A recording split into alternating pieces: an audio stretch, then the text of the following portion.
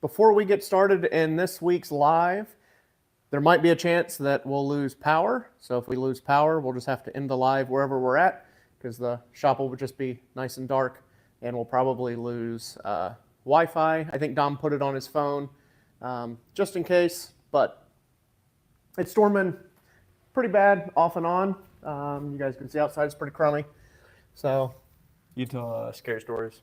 Yeah, we can always tell scary stories in the dark.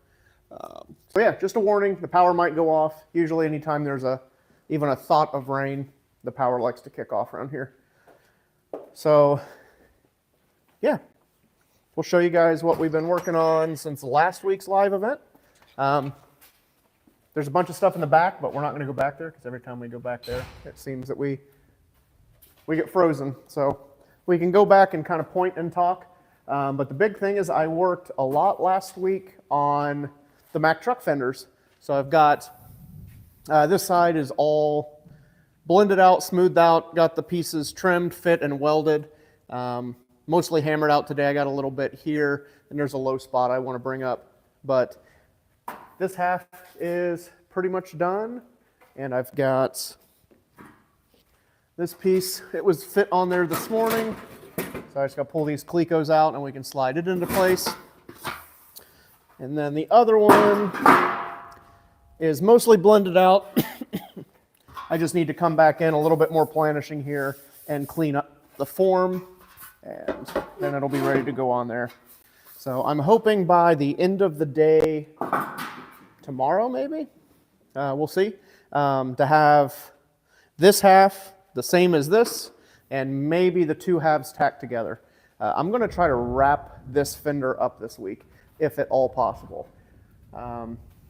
So other than just getting them fit up and welded, I'll have to come back, hand planish everything, DA it, then come back, do final trim for the wheel well opening, and hand turn the wire edge, just like on the other one, and we did a video on that. Got a question?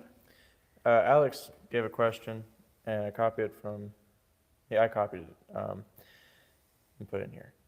Any advice how to get your first jobs as a shaper / fabricator? Should I build my own car, share my work online, and use it as a calling card, ads on Marketplace?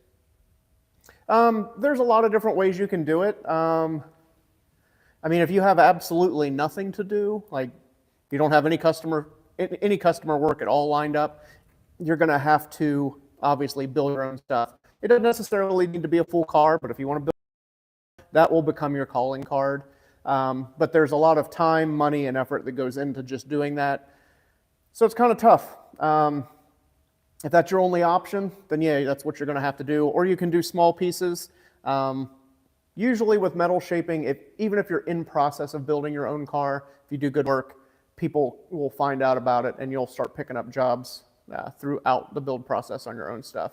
And then you'll get busy enough you won't even be able to finish your own projects. So yeah, just blast it out on social media because it's free.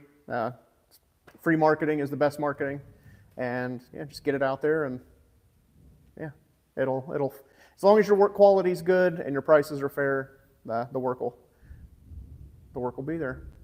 Dennis is in the house. Yeah, welcome back, Dennis. Restoration Revival. Good morning, guys. Working on an Aussie 1967 XR Falcon. Nice. This morning, replacing steel panels. Nice. Yeah. So, like I was saying, hopefully we'll get this fender knocked out this week. That's kind of my plan. Mike Daniels, good afternoon. He's one of our members. Yeah. Want to see what size TIG rod you would use on 18 gauge steel. 18 gauge steel, like sheet metal stuff, is going to be an 030 filler rod. I have that tucked up here. So just 30 thousandths TIG wire. You really won't be able to see the size of it, but it's 030. So anytime I'm doing sheet metal work in steel, I'll go for the 030.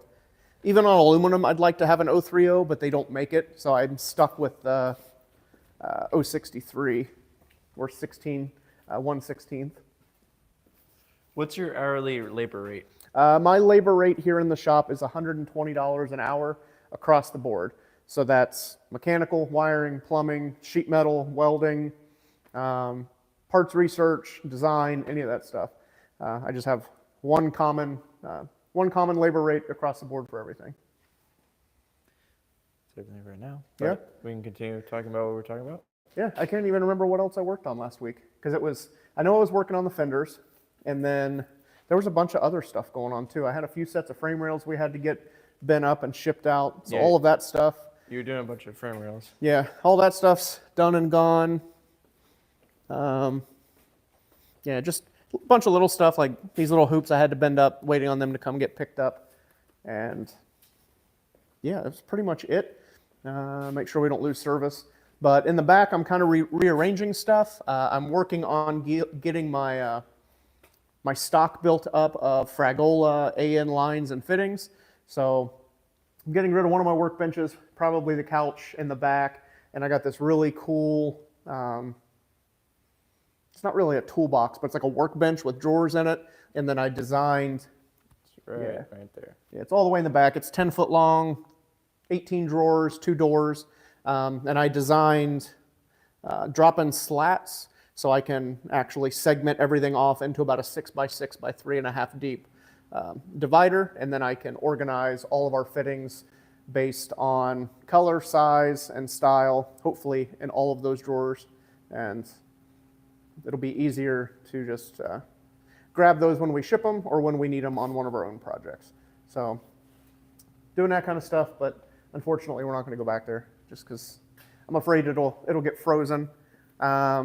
Took the GT out a couple times over the weekend.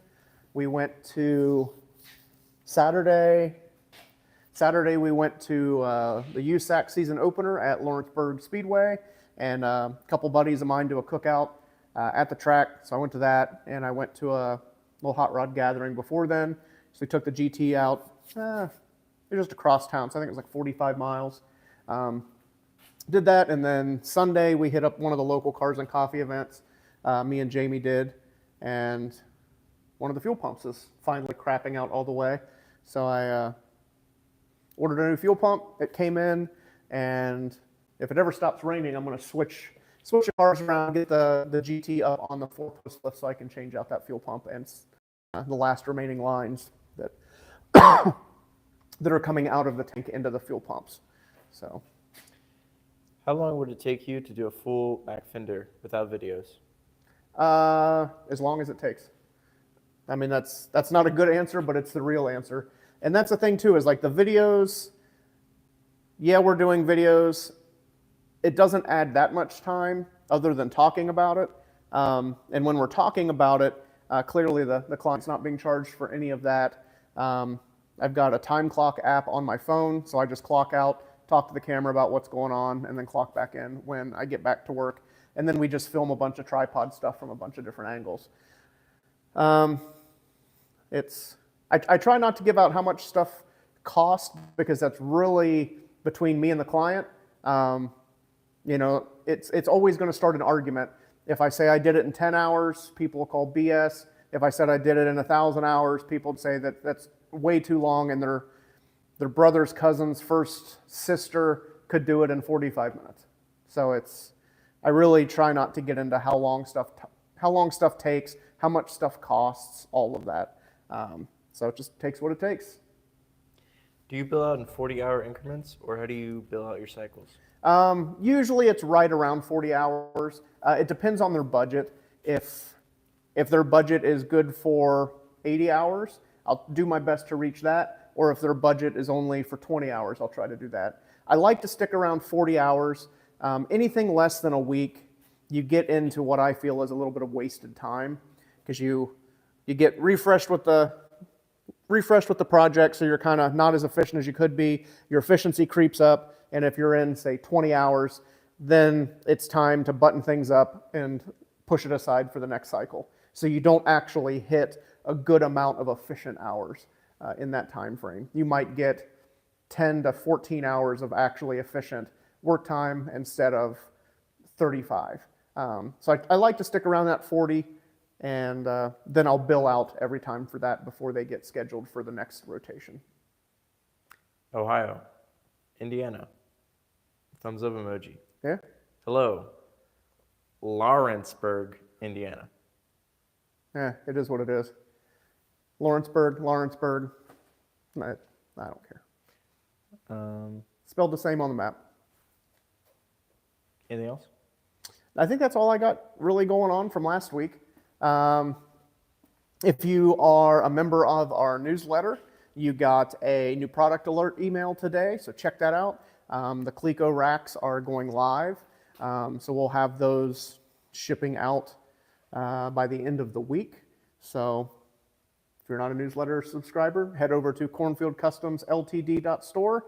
It'll pop up. You can sign up for the newsletter. It gets you just a monthly newsletter with stuff going on in the shop. It will give you new product alerts, so you get first, I guess, advance notice that things are coming out. When we go to drop classes, you'll get advance notice on that.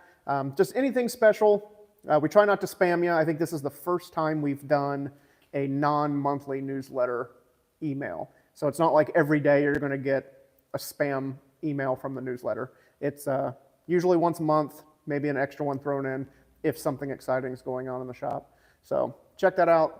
I think it's pretty neat, and we've had really good feedback with it. But those are coming out. And then, got to look at my calendar. I don't even know what part of the month it is. So I kind of moved some of this stuff around a little bit. Chris has been coming in and helping me on the Nofke roaster. So we've got the engine and transmission is out of that. Found some stuff wrong from where it went out last year to a couple events, and it's got a little carnage. So we're going to figure that out.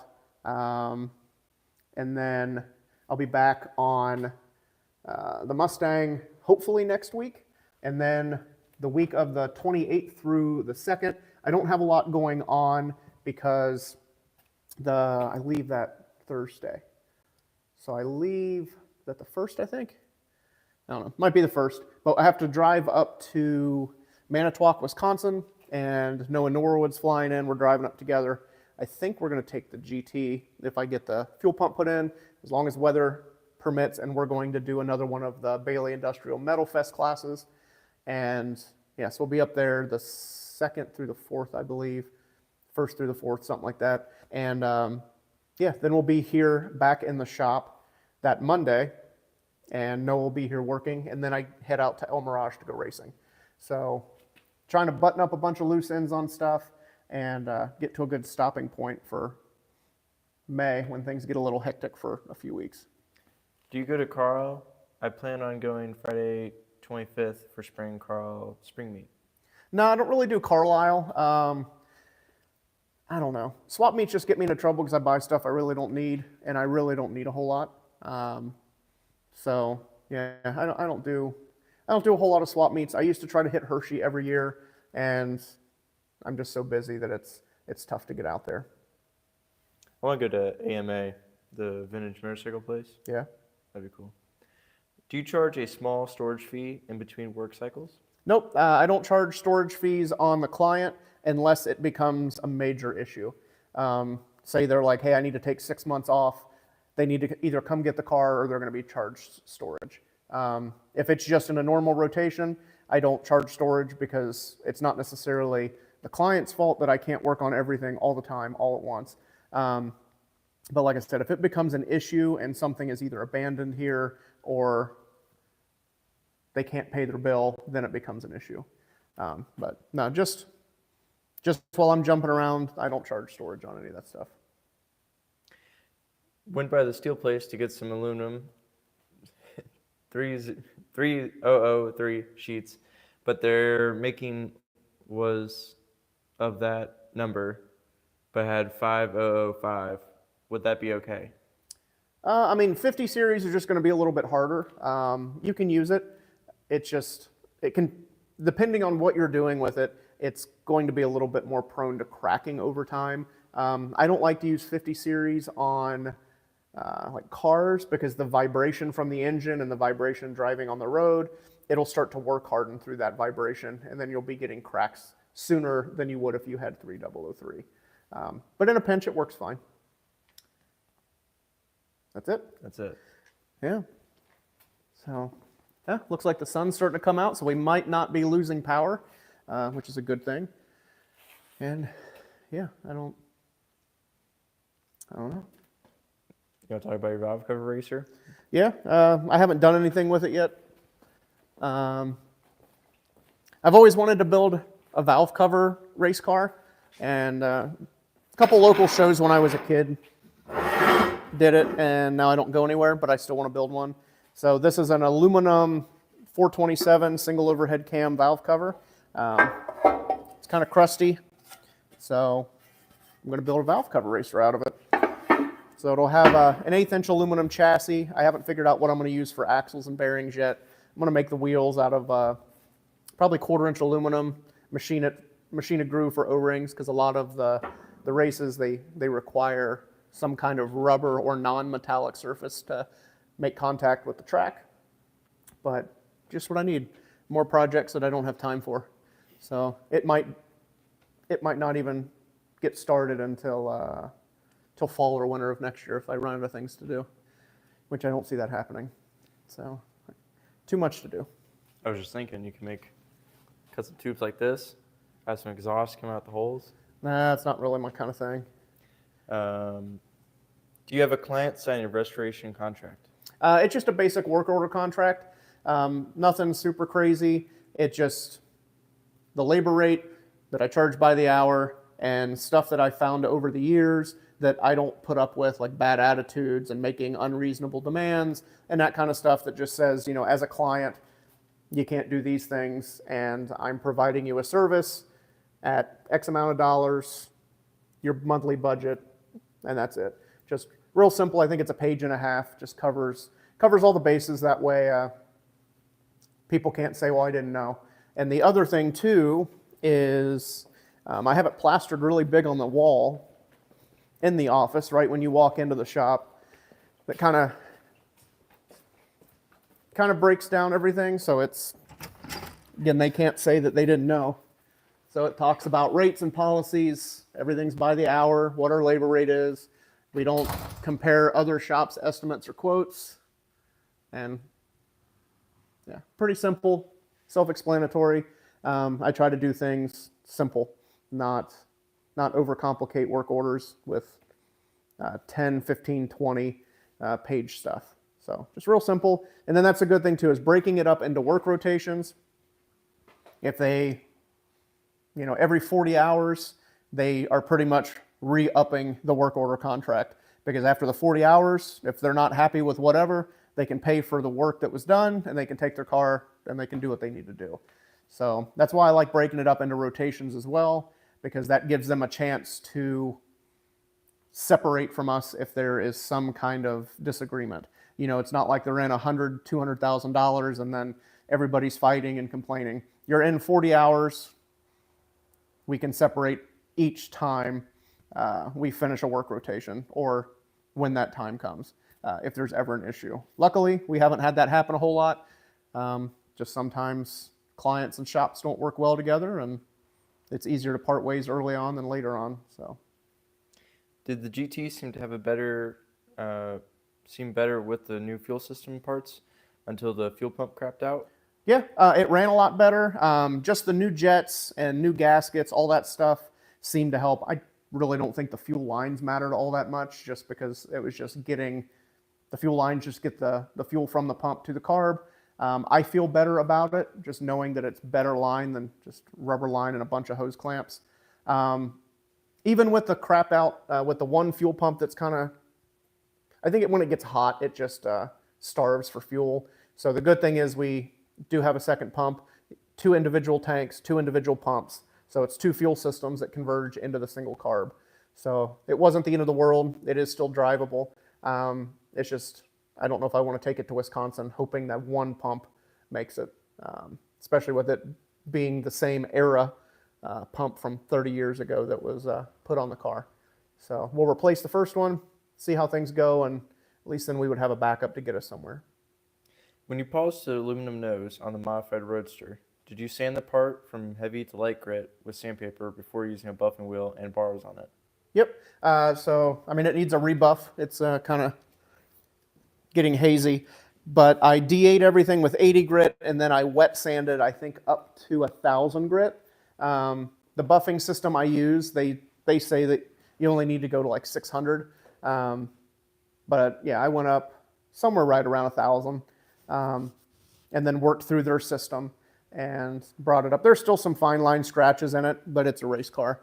I just recommend if you're going to polish it, figure out which polishing system you're going to use and that their style of wheels and rouges, and they should have directions on how they want it prepped to be able to get the finish you want. Which one did you use? I used the Renegade Air Buff, and it comes like the kit comes with like 3 different wheels, 4 different compounds, and then I forget what they call it, but it's like a Scotch-Brite, just to texture it before you start buffing. I found your interview in the metal shape or form. Great interview and great YouTube channel. Thank you. Yeah, I wonder which interview or which forum is it on? Yeah, let us know, because it might be something I'm not aware of. The metal shape or form. The Metal Shaper forum? I found your interview in the metal shape or form. Huh. Maybe we're talking about that YouTube channel, but I don't know. Will you making a run at Bonneville Speed Week this year? I'm making the trip for the first time with a friend, and I'm driving a group of hot rods down from Arkansas. Nice. Yeah, I plan to be there. I don't know if the red car is going to make it, but I'll be there one way or another, either working in tech or racing or both, probably both. The plan now is after El Mirage, I'll bring the MGA home and we will get it prepped for Bonneville. And hopefully we're going to go out to Bonneville and lay down a really good number. So that's kind of the plan as of now. If we can get the red car put back together with the new parts. I mean, it's not torn apart yet. I just don't want to take it back without any improvements done to the car, because it'll just run the same as it did last year. But I guess if something goes wrong with the MGA, we'll hit the red car pretty hard and try to get it there. Talked to the machinist today, and he's still working on the intake plenum. And yeah, if we get the intake done, I'll have to do the intake, the carbs, upper fuel system, make a new hood. We still have to do the valves, reseal the oil pan, and I think head gaskets. So there's still a bunch of stuff to do to the red car if we end up taking it. But yeah, I'll be there hopefully running the MGA, and yeah, I'll be excited for that one. What gauge aluminum would you use door panels on making? Whenever it comes to aluminum, I always stick to the 063. It just gives you a little bit more material to work with. You can use thinner, but thinner aluminum is more prone to denting. So I like to work just a little bit thicker. So same thing I do in the body panels, 063, 3003, H14. Your interview was the very first interview. The channel is called Metal Shaper Podcast. Oh, yep. Yeah, with Ryan. Okay. I thought it was on a different forum, like All Metal Shapers or something like that. But yeah, thanks for checking it out. Ryan's a good guy, and maybe one of these times I'll see if he wants to do a recap, because that's been a few years ago. No more questions? No more questions. All right. Yeah.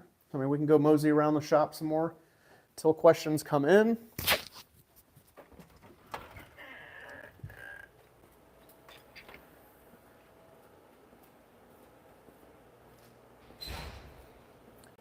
So Jamie had a good idea the other day. We were talking about short format content and doing like a Tool Tuesday, and we would do, I think it would be under 2 minutes. We would go around and we would hit up like the Rotex. We talk about what it is, where I got it, how long I've had it, and just kind of a quick synopsis, and then we do a different video. So just real quick, real simple, and I like the idea. yeah. So if that's something you guys might like to see, let us know. Just a different type of short content format. If you didn't have your MH37 power hammer, what would be your second choice of equipment? That's really tough, because I don't play well in the lands of ifs and buts. Like, if I didn't have this, what would I do? I have no idea, because I don't have time to sit around and think about that kind of stuff. You know, it's Like if I had $1 million, what would I spend it on? Well, I don't, so I don't waste that energy thinking about it. I'm very fortunate to have that, and you know, it's awesome to be able to use it and make parts with it, but I really don't know what I would do if I didn't have it, or what my next best or my next choice of machine would be, because I don't know. You know, if it disappeared tomorrow, I'd cross that bridge, but I've never played well in that ifs and buts category. If you guys have known me or followed me a really long time, I always say that I don't do that. Could you discuss the pros and cons of paper patterns like you do versus the flexible shape patterns? Who asked the question, first of all? Outshine copper. So the big thing is I cannot stand flexible shape patterns. I absolutely hate them. They are time consuming, they're expensive, and they don't work with the way I shape. So I refuse to use them anymore. I've tried them a bunch of times, and the problem is a flexible shape pattern is you're taking tape and you're layering it together, and it kind of holds this loose pocket of what the shape needs to be. That doesn't tell me anything. It doesn't tell me the overall size that I need. It doesn't tell me where I need to shrink, where I need to stretch. It's just a piece that fits over top of it. So you're shaping blindly, which I don't like to do. You know, you just go over to a sandbag and you beat it and you put the pattern on it and like, oh, I need a little bit more here now. And you just stretch into that tape void. I like to have things laid out a little bit more methodical. How do I know where it needs to be shrunk? You know, most tape pattern guys are wheel, hammer, and bag guys. I don't know anybody that consistently uses flexible shape patterns that do all of their shaping work on a power hammer. So if they work for you, that's awesome, but they absolutely do not work for me, and I can't stand them. Just tuning in. Are y'all a business? Where are y'all located? Are we a business? Is that what part of the question? Are y'all a business? Yep, we're a legit real business in a commercial space. I've been in business 20 years as a hot rod fabricator and metal shaper, and located just outside of Cincinnati, Ohio. I'm waiting for your mirror panel series to continue. Never worry about how long your videos are. Good stuff. Thank you. And it just, we keep looking at the analytics, and I don't know what our watch times were on those, but a lot of the analytics like tank after like two minutes. So we just try not to make them too long. I know the guys that really want to see the stuff are going to stick around, but it's a lot of work to put out a 45-minute to an hour-long video, especially if it's not going to get watched all the way through. But for everybody that does watch that stuff, I greatly appreciate it, and it's awesome to hear that you guys are enjoying it, especially with the amount of work that I put into filming and Dom puts into filming and editing. So I appreciate it. The newest one's like 36 minutes long, and that's part 3, and it'll come out this Thursday. But if you remember, you already got it. So. Yep. And then there'll be a break. I think I probably should have filmed today, but then we'll be back on the Mack truck Fender stuff. And I didn't even think about it today. Didn't get the camera out. So I guess tomorrow I'll have to do a follow-up about why I didn't film and just that I'm slacking. So there'll be a couple-week break with that from the mirrored panel while I'm on the Mack truck Fender, and then there'll probably be one of me and Noah taking the trip to Wisconsin and then racing. So we'll eventually get back to it, but there'll be a little bit of break in that series. Yeah, that should be good. Something to mix it up a little. Yeah. No other questions? No other questions for right now. Yeah, get your questions in. I mean, we've still got a half an hour to go, so tons of time to get your questions in. I have a roof insert I need to do and some door skins, which I have to do before I go to Wisconsin. So that's going to keep me busy. I slept bad one day last week, so my neck and shoulder have been real touchy. So I've been pushing off doing that roof insert because it's a big panel. So hopefully I just suck it up and, you know, make Jamie hold my purse, and I'll go ahead and finish it this week. Could you do a video showing the process for thumbnail shrinking on how to lay it out, etc.? We've done a lot of that. So check out some of the other videos, where we're doing stuff with a lot of deep shrink. I lay all of that stuff out. I show how to pattern that. Like even the Mack Truck series, where we have done patterning the pieces and laying it out, because all of this is thumbnail shrink work, and there's a little bit of thumbnail shrink work here. So I can't do just a dedicated video for this is how you lay out for thumbnail shrinking. It has to be a practical project or part in the shop. And even mirroring the panels that we were just talking about on the convertible. When I laid out the patterns, there's a fair amount of shrink up in here and then reverse out in here. So check out a lot of our other videos. It gets mixed in on the project, but I like that better, to where it shows this is how you pattern a real part you need to make. This is how we're going to make the real part we have to make. It's not just, this is what a thumbnail die does and this is how it works. I feel that with us making real parts, it helps the learning process. Yeah, I would watch how to mirror panel on this car.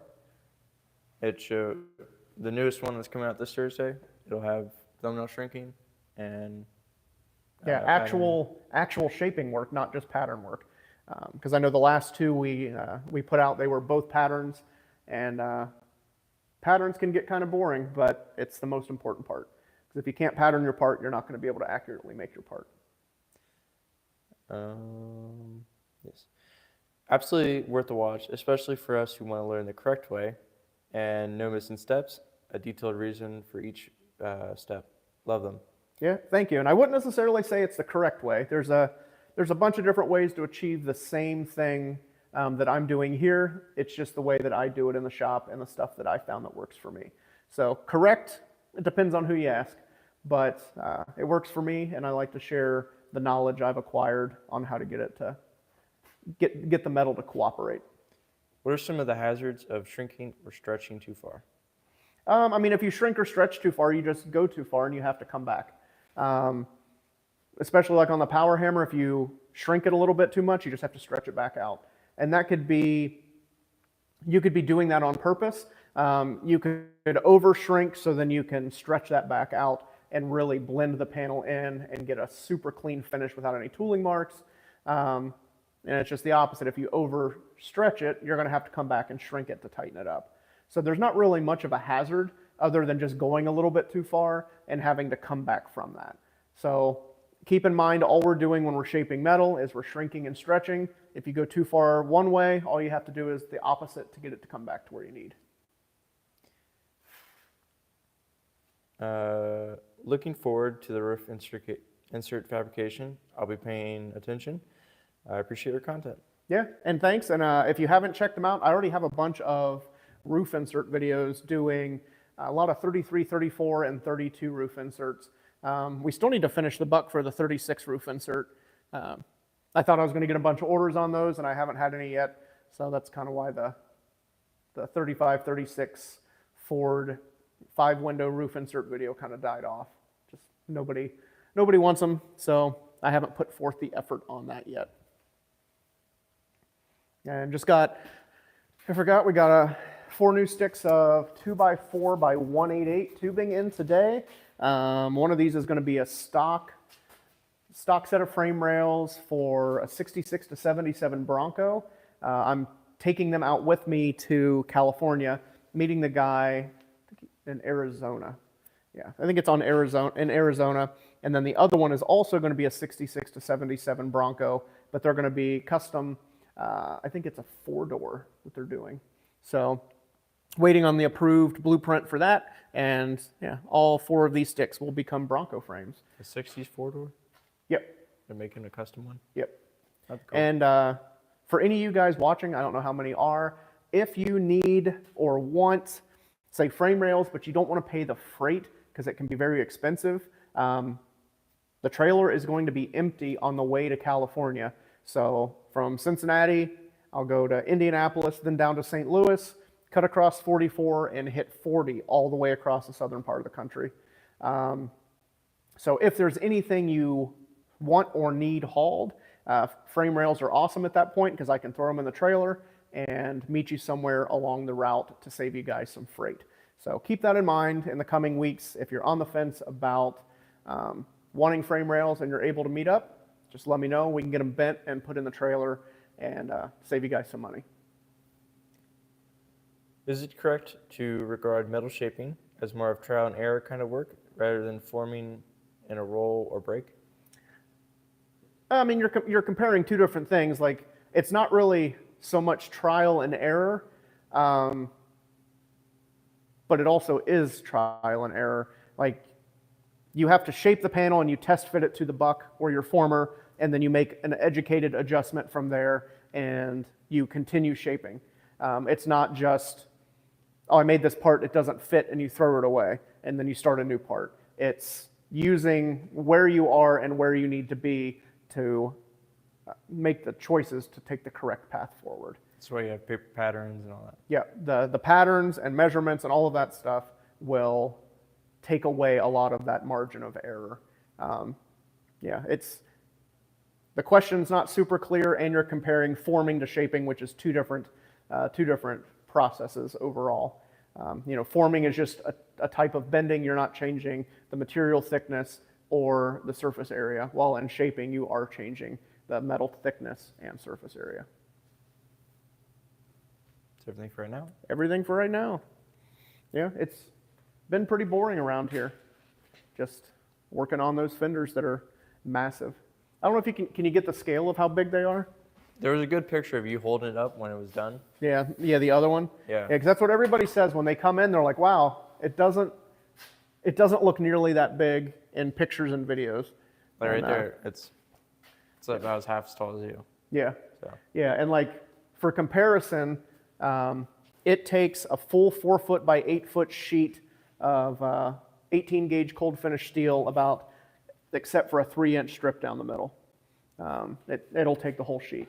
So it doesn't really look like that much, but I mean, after this is trimmed, you're about 14 inches by 50 and a half, and I've already trimmed the edges off a little bit in some spots. So there's about 3/4 of an inch, 3/4 of an inch, and I cut about 2 inches of overlap off. So it takes quite a bit of a 4 by 8 sheet. So they're big. Mm-hmm. Yeah, it's hard to show unless you get far back. Yeah. Because I mean, there I am, and then the other one that's even. I don't know if we've ever held the other one up in a video. So here's the other new one that hasn't shipped out yet. So it's pretty big overall. Yeah. Yeah, huge. Got it. Okay. Have you done any strength tests on a bent frame rails versus a welded frame? No, I haven't. I mean, he must be an engineer. There's too many variables that go into that. Are you going to take just a mandrel bent frame rail and then a welded frame rail and do strength tests? Or are you going to put all the cross members, every aspect on it, and then destroy it, doing the testing? To me it doesn't matter, because I know that what I'm doing is going to be more than strong enough for the application. So the short answer is no. This car has a mixture, right? Because it has these ones that are bent up in there, but they have stuff welded to it. Yep. Yeah, so everything, I don't know. I think too many people are like, they hang out in the minutia of strength.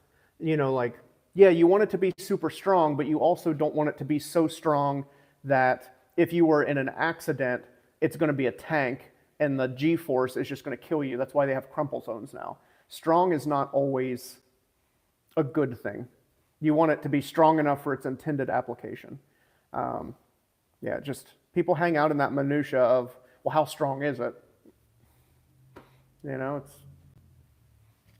again, another place I just don't linger. I just make sure what I'm doing is designed strong enough for its intended application.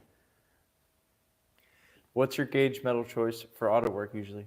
I prefer 19 gauge draw quality, but it's getting expensive around here, so I just switched back to 18 gauge cold finish not too long ago.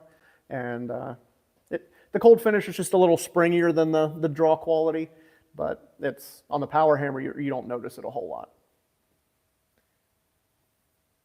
That's it. We have 20 minutes left, guys. Yeah, 20 minutes left. Have you seen the frames for like the Porsche race cars? Like the old ones where they used to lay down in them? No. No, they're like super thin, like just enough to hold the body on pretty much. Yeah. I mean, and that's like what you're thinking of, like super Allegra type stuff. You know, it's just weird, and a lot of people like to argue about it. But it's, you know, say I bend up a frame for a 47 to 53 Chevy truck. It's 2x4, 120 wall, or you're dealing with 2x4 in some spots, 2x6 in the other, 120 wall, C-channel that's old, crusty, and you're missing one whole leg of strength.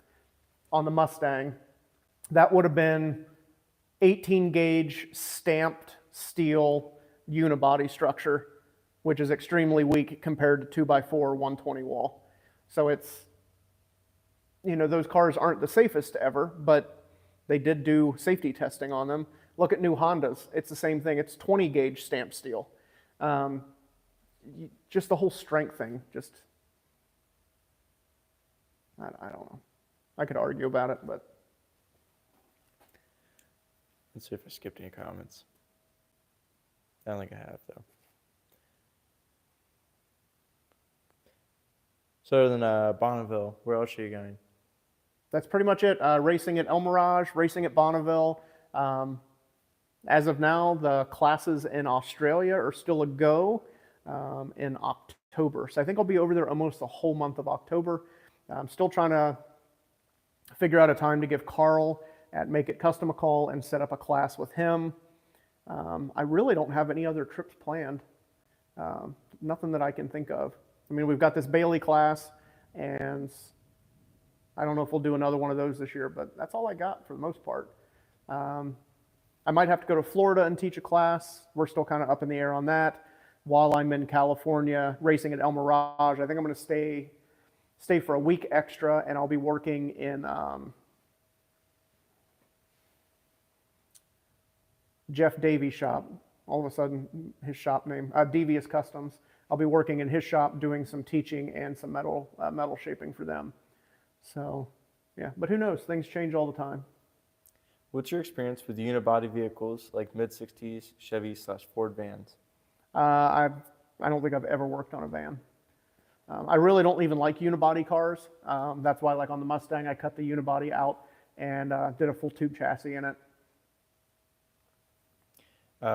From the time you started metal shaping, how long do you think it took to become proficient in your profession or comfortable doing it? I mean, it's one of those things that's tough looking back, because looking back on it, you feel like, oh, it wasn't that big of a deal. But I remember, like, even now, like doing these Mack truck fenders, while I'm doing it, I'm like, man, I bit off more than I could chew. And that's every sheet metal project that I do. I think that it's well out of my comfort zone. It's out of my skill range. So I don't think you ever really grow out of that, feeling that you're not going to be good enough or proficient enough to do certain projects. I don't know. It's something else I try not to think about, because I can't go back and change anything about it.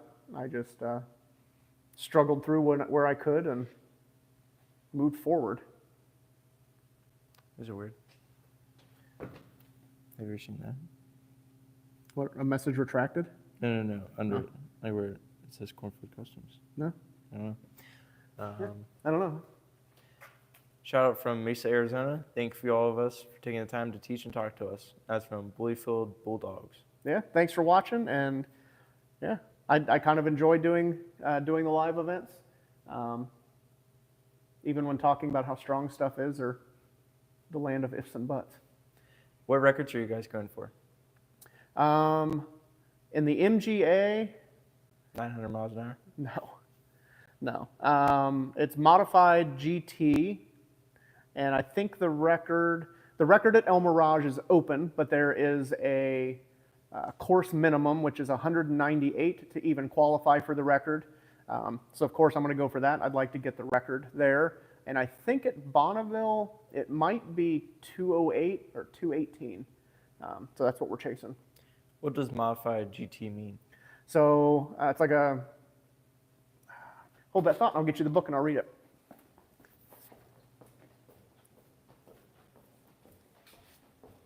I just don't know the exact definition that the book calls a modified GT.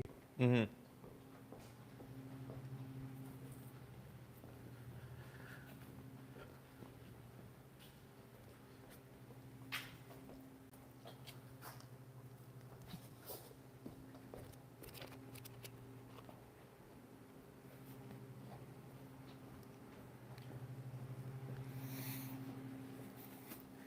So we have modified Grand Touring.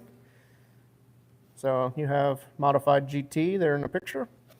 And it's a gas-only class. This class is intended for series production sports cars, which have been modified to such an extent to make them illegal for the production GT class and limited production sports car type bodies such as Kellison, Devon, Victress, Bradley, and Sterling, which may be placed on a production or specialty construction frame. This class is limited to production, a minimum of 50 produced of the same model for sale to the general public. No one-of-a-kind type bodies will be permitted. So one of the following modifications, so you take a stock GT, we can add a belly pan, we can add a quick change rear end, we can do an engine swap, front wheel drive converted to rear wheel drive. Production sports cars with an engine swap will be legal for the class. Blowers may be used. GT sports body. I'm not going to read all of it because I mean you can see it's there's quite a bit. So you just take the Grand Touring, which I don't know where that is. We'd have to find the Grand Touring in here, and you just do a handful of modifications that would be illegal in that class, and then you go into a so Grand Touring Sports. 2-seat production sports car like the Corvette, Honda S2000, or Fiero.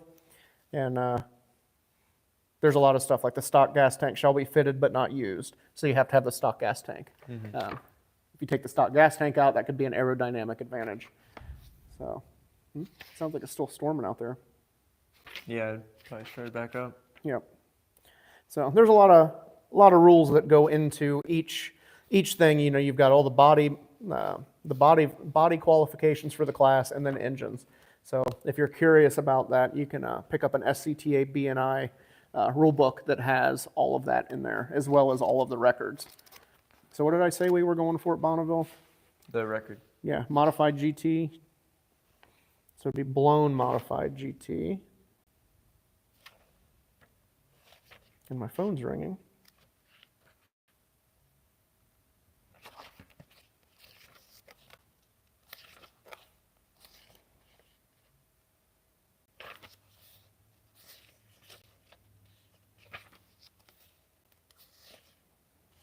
Are there any questions while I'm looking through this? That way it's not just dead air. No, they're not. Oh, wait.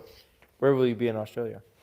I will be in the Sydney area doing 2 classes, and then I will also be on the western side I say Perth, but it's going to be that area. I would say probably within 2 hours of Perth. So blown modified GT. So that's A. So we'll be running the D class. I guess it's open. So blown modified GT, the D as of 2024 is open. Or we could run modified Grand Touring Sports, I believe. It'd be blown gas modified sports. D there is 242. So I guess at Bonneville it's open. You got a record. Yep. But I want to get in the 2 club, so we definitely gotta set a record over 200. And I could be wrong. Somebody could have bumped it. Somebody could have made those records last year, but yeah, pretty sure it's currently open. I'm in Adelaide, halfway between Sydney and Perth. Nice. May I come to your class? Yeah. I may try to come to your class. Yeah, I don't know how many spots are left at Sydney. Yeah, hit them up and see if there's any spots. I don't know if the one I'm doing out by Perth, I don't know if it's going to be open to the public or if it's just going to be for the shop that I'm going to be helping out at. So yeah, and that'll be at Moto Retro in Sydney. So hit them up and see if there's any spots left. I think I'm doing 2 weekends, and if there's a lot of interest, I might try to see if they want to do 3 weekends or some extra days here and there. So hopefully we see you there. 10 more minutes. Any tips to avoid excessive shrinking when welding panels together that are on a vehicle with no access behind to dolly out a joint? So this is going to be 2 things. You're going to get shrinkage by having you're going to get shrinkage, period. You're just going to have to deal with it. Make sure to keep your amps under control. Make sure your panels are fit nice and tight with no gap, and that will minimize the warping. But there's no such thing as a panel you can get zero back access to. If you want to do high-end metal work, you're going to have to make access. And whether that be drill all the spot welds out, take the quarter off the car, finish it, and then put it back on at spot welds, or take an interior panel out the same way. Drill all the spot welds, take panels out. You have to be able to get to the backside of a panel to hammer and dolly it out if you want to get rid of all of the distortion caused by warping.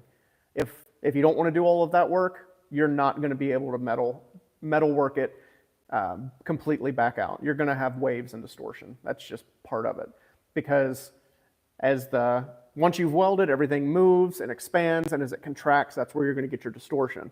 So the only way to correct that is to stretch that shrinkage back out. And if you don't have back access, or you're not willing to make back access, you're not going to be able to hammer and dolly that out correctly. So make sure to keep your amperage under control, your filler rod under control, no big gaps, nice tight file fit seams will help, but you're going to have to hammer and dolly it out. What are your thoughts on fiberglass mound with air pressure upper wheel on a wheeling machine? Is that process used often? If so, why or why not? What was it? What are your thoughts on fiberglass mound with air pressure upper wheel on wheeling machine? I don't really understand. That's all they say is, what are your thoughts on a fiberglass mound on fiberglass mound? What are your thoughts on fiberglass mound? Yeah, I don't know really what that means. Mold. I still don't understand. Like, I don't know why you would be using a mold on a wheeling machine. I don't know. Yeah, especially if it's fiberglass. Well, I mean, that would be the mold, but you wouldn't be wheeling the mold, and I don't understand the air pressure in a wheeling machine. I don't know. I don't know. That's kind of a bizarre question that I've never heard of. We could talk about this. When you did the skin for the trunk, Yep. you took the skin off of the trunk. Yep.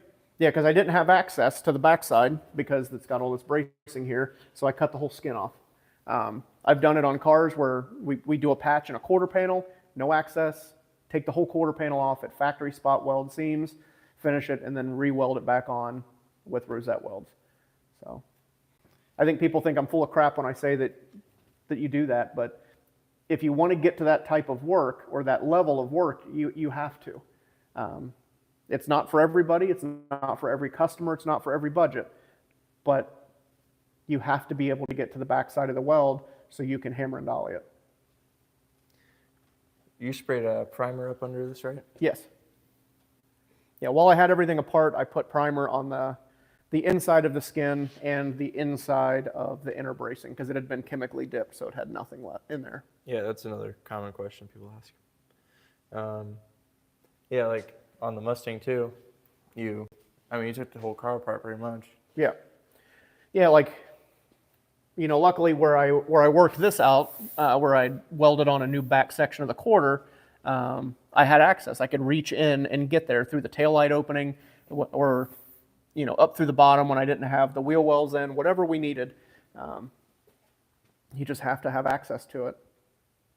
We have 5 more minutes, guys, so Yep. make sure your questions in. Yep, get those questions in, and I'll do my best to answer them. Rod, if you want to clarify what you're trying to say, we'll try to answer it, but... Yeah, it's just something I've never heard of with air pressure on a wheeling machine and molds. I just don't understand. Jackhammer. Yeah, get your questions in, because like Dom said, we got 5 minutes left, and it looks like we made it with power, so we're not going to dip out halfway through. Yeah. Oh. Yeah, while we wait on questions, and this isn't necessarily pertaining to me. I've been wanting to talk about this for a while, and now's a good time because we have a few minutes. So if there is anybody out there that you like what they do, you like their channel, whoever it is, and again, this isn't necessarily for me, but Carl at Make It Custom or any of the guys that you follow, I just don't know who you follow. But if you really like what they want to do and you want to support them, you don't have to financially support. Anything you can do to help them grow their channel is great. Drop a comment, share it on other social media platforms, tell a friend, any of that stuff. I'm trying to be better about that. I know a bunch of my friends are trying to get back into YouTube. Like I think Nick Cargaro, he started posting more. Ryan at Metal Shaping Podcast, I know he's posting the recorded, I think he did video recording. I don't know if I guess he did video of me too. But all of that stuff, just get out there and support people that you like what they do.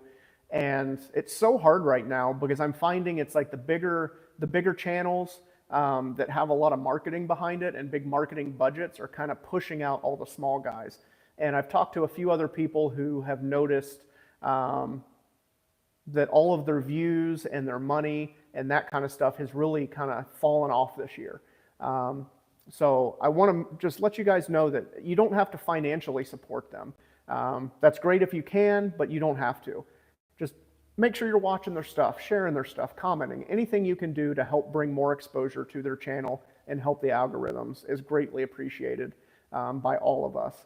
So again, if you want to do that on this channel, I greatly appreciate it, but it's not necessarily for that. Just support the people that you want to see do good, especially on YouTube, because it's getting really tough right now. So we got a few minutes left. Any last minute questions? Nothing. Nothing. With 2 minutes. Thank you for taking all the questions. Yeah, thanks for watching. And we do have, like Dom said earlier in the video, we do have a video coming out, part 3 of the mirroring the quarter panels on Thursday. So that's coming out. All of our members should have that already. And then I think tomorrow you're going to start editing the Mack Truck Fender video that I did last week. And hopefully if I remember to get the camera out, I'll continue on with that. And I'll have to do an apology at the beginning because I screwed the pooch and didn't record anything. I've heard Restoration Revival is a good channel, although he hasn't posted in a while. From Restoration Revival. Yeah. Maybe we should post a little bit more. Yeah. Thanks, Mike and Dom. I will take your advice on the board. Enjoy your time when you get down here in Australia. Yeah. Outshine Copper. Thanks, guys. Here in the lives, all the questions. Yeah, and I mean, thank you guys so much for doing this. It takes time out of our day, but it also takes time out of your day to sit there and watch and listen to me yammer on about nonsense. So I do appreciate you guys watching this and being engaged with asking questions. And a lot of you guys are repeat offenders. I see your names on here all the time, and you're always asking questions. So it's appreciated. And by being a repeat offender, I don't necessarily mean that in a bad way. You're just a regular at this point. So thank you guys so much. And any last minute questions, or are we just going to head out? That's it. Well, all right, guys, that's going to be it. And thank you guys so much for checking it out. Stay tuned for upcoming videos. and don't work too hard, and we'll catch you next week at 5 p.m. Eastern Standard Time. Dennis says, thanks, Philly. Yep, thanks, Dennis, and we'll see you everywhere.